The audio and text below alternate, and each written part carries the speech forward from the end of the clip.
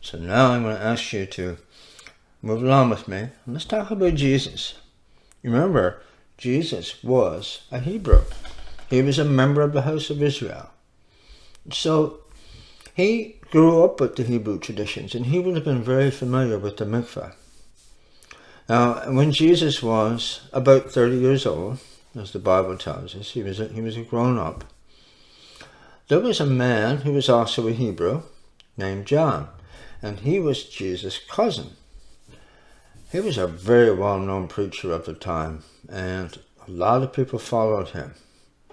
And what John was preaching really was that something big was about to happen. The nation of Israel was still, in some ways, in captivity.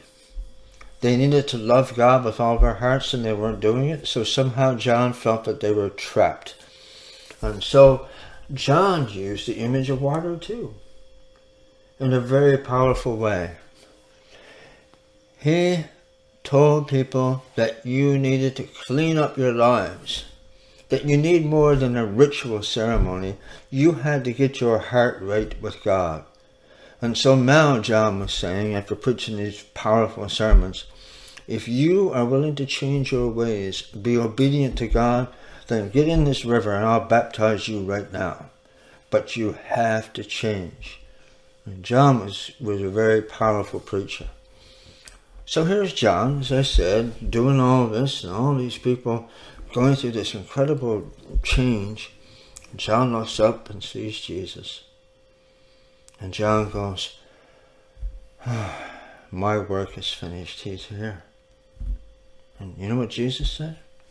John, baptize me. And of course John said, not going to happen, man. You should be baptizing me. You're the one. You're the Messiah. I've been waiting for you. We've all been waiting for you, Jesus. And Jesus says, no, John. And when he says no to John, you know he's talking to us too. He said, I need you to understand. I have to be baptized to show everyone that God is about to work through the church to set us all free. Jesus said, I need to be baptized to show what it really means to die to yourself and come out reborn to serve God. And I also need God's help to do what I have to do. So John agreed. Here's the part I really like. Jesus went into the water, and John dipped him completely under, which was the tradition in those days. And while Jesus was under the water, a voice and a dove appeared. Think about that. You need to get this. The dove is a symbol of the Holy Spirit hovering over the water.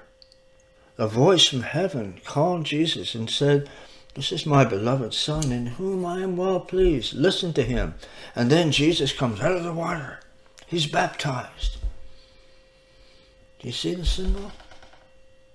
Remember Genesis? God spoke and new life was created. So let me tell you then why Jesus was baptized and why we baptized you.